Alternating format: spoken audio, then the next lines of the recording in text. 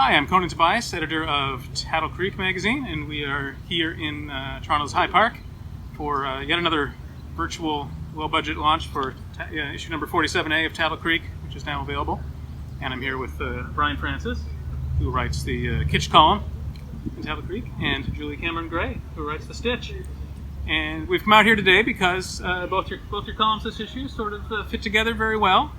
Brian wrote about how to create a nice, cool, refreshing summery dessert, and Julie wrote about how to keep clean eating it, basically, in style. So we just talk about that today and eat some Jell-O and use some napkins. So sounds good. Brian, what have you made for us today? So today we're having 7-Up salad, which I understand that some people might not associate this as a salad, but I think salad's one of those words that is open to interpretation. You know, it's not always just about iceberg lettuce and Thousand Island dressing or croutons. It's also about melted marshmallows and pineapple and bananas and, like the namesake, 7-Up. So this is a Jell-O salad made with 7-Up as part of it. And there is not one vitamin in here, I'm pretty sure. There might be maybe in the banana or in the pineapple, but it's got a nice topping on it, which I think you might enjoy, actually. It's kind of got this, I don't even know how you describe it. It's kind of like this custardy kind of topping made with pineapple juice and sugar and Dream Whip. Oh. Of course, right? So it's kind of dairy. Like there's dairy in Dream Whip, I think. It's dairy-ish. Yeah. So that's my offering for today's picnic. What do you think, Julie? I think it looks delicious. Yes. Looks like something you get at Disneyland. Well, we'll try some in a sec, but how are we going to keep clean today while eating the Jell-O? Well, with our cotton napkins, which have been embroidered with a very simple straight stitch little star design, which actually I also have on this cardigan as well. Lovely. And it's just done with the cotton floss. It's super easy. You can do it in any color. And then your napkins are even nicer. Very nice. Thank you. Thank you. All right, who's going to try it first? I think Julie should. I'm excited, so absolutely. All right. Now, you don't have to serve it in a glass, but because of the namesake, I thought maybe it made sense to serve 7-Up salad Lovely atomic burst in a glass. So, all right, let's eat some Jell-O and some dairy-like product. Oh, I love it. It's not bad, is it? Are you kidding me? It's great. What's in the topping again, you said? It's custard.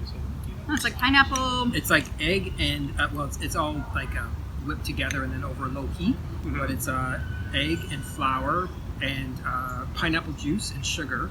And then you add the Dream Whip and fold that all together. It's lovely. Mm-hmm. Mm-hmm. Good, isn't it? Mm-hmm. I really like it. Oh, and the napkin works well, too. I'm so glad. Excellent. This will be your sugar intake for probably about a week, I would say. Mm-hmm. Maybe, if you're like me, maybe just a day. Oh no! Look no! At that. Look, the napkin to the rescue. Perfect. You couldn't have planned that better. No, I really couldn't have. Where's this recipe from, Brian? The recipe is from, I have this cookbook called Beta Sigma Pi, Delta Kappa Pi. I don't know. It's one of those sorority places in the States, and it's like all salads. It's like 2,000 salad recipes, which is insanity, right? Like, why would you ever have that many recipes for a salad? But it's like tuna mold salad, and like there's like a hot dog wiener salad. So 7-Up salad didn't sound all that bad compared to some of those other ones. But I wouldn't even know, like, 2,000 recipes for salads alone. Like, who would even begin to make a dent in that cookbook, right? How big is this book? It's like coil bound, you know. Wow. So is this like a modern day one? So like what decade? I think it's the late 60s. I think is when the Beta Kappa Sigma Pi or whatever they're called came out with this book. Right. So, well, tell us about your column for those who don't know. Where do you get your recipes for your Kitsch column? So I have a collection of community cookbooks that are also coil bound, and they're like church organizations, or they're like the Legion Hall or whatever, and they're all from across Canada. And I used to have a blog where I would make and post a recipe every week, because I grew up eating a lot of casseroles as a kid, and I turned out okay, you know, sort of. And so what I wanted to do was just kind of go back and revisit all these cookbooks and make recipes from them. So the Kitsch takes a recipe for every issue from one of my community cookbooks. And listen, my only thing is that I know it sounds strange, a lot of the recipes that I put forward, but they're always good. So I just ask everybody to sort of put aside their reservations and their doubts, in spite of what the recipe looks like and what the ingredients are. For the most part, the recipes are always pretty tasty. And they're always conversation pieces. I mean, when was the last time you brought 7-Up salad to a party? You would be the talk Never. of the party. Like, you would be the talk of the party. You're the talk of this party. I once brought a mock apple pie to my work potluck, which is mock apple pie has no apples in it. It's made with Ritz crackers, but it tastes exactly like an apple pie. I swear to God, like, I'm not kidding you. It's an apple pie if you did not know any better. There's no apples in it? So what's the mock apple? It's Ritz crackers. And you boil Ritz crackers with sugar, and you put in a little bit of cinnamon, and you put it into a pie shell, and you bake it. Honestly, I swear to you, you would not know the difference. Oh my It tastes exactly like apple pie. So I brought this to the staff potluck one time, and of course I disturbed a lot of people, and a lot of people couldn't quite see me the same way after that.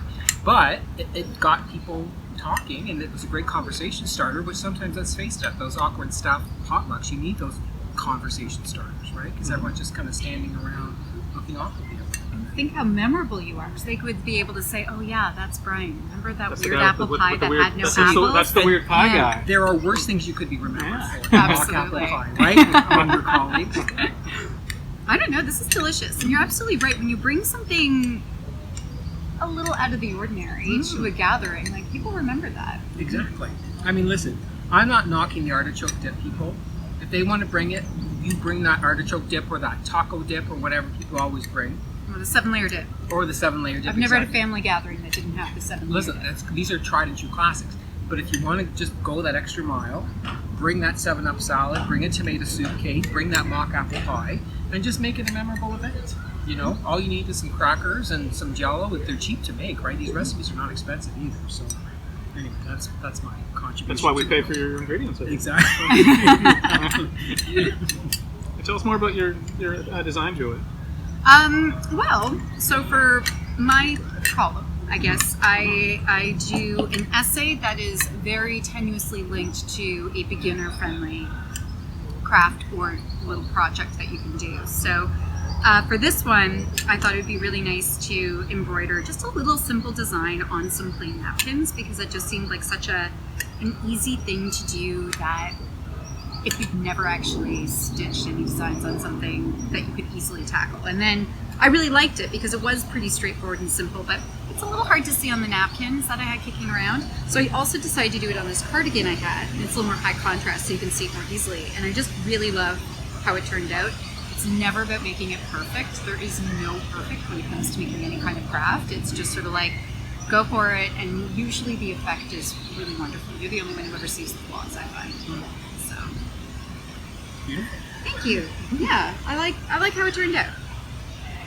When I asked Julie what she wanted to name her column a few issues ago, and I said all the columns are this something, Brian's the kitsch, and she came up with the stitch. That's a great name.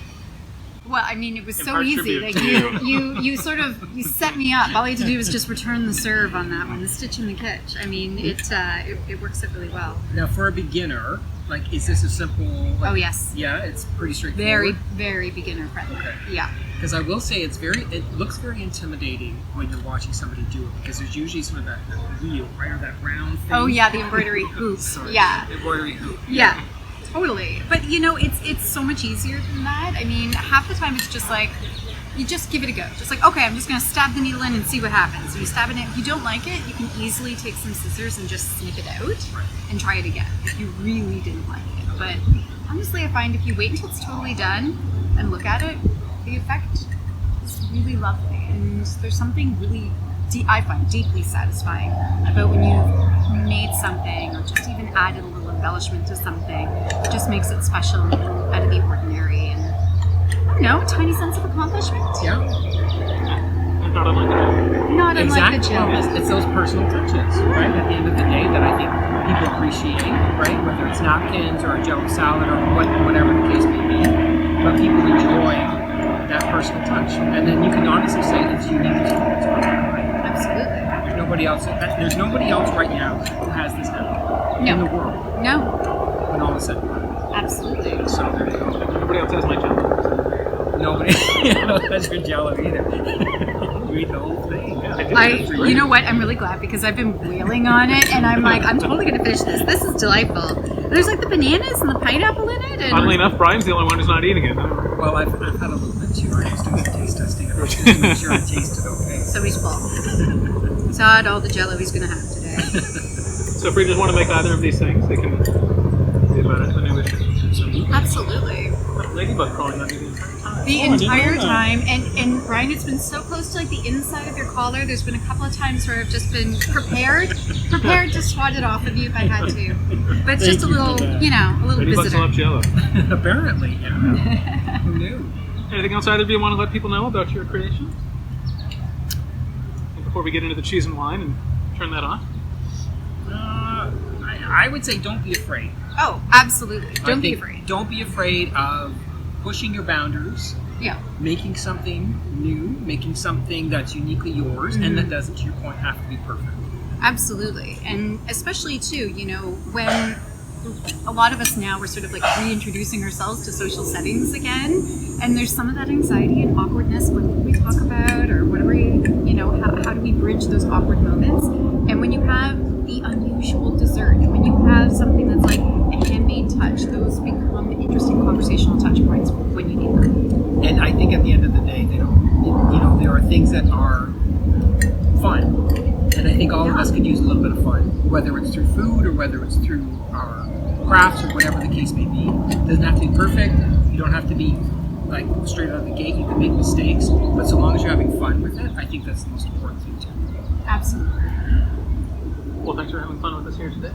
My Thanks pleasure. for having us. Thanks for watching. We'll be doing another one of these again soon. Thanks, guys. Thank you. Eat up. Enjoy.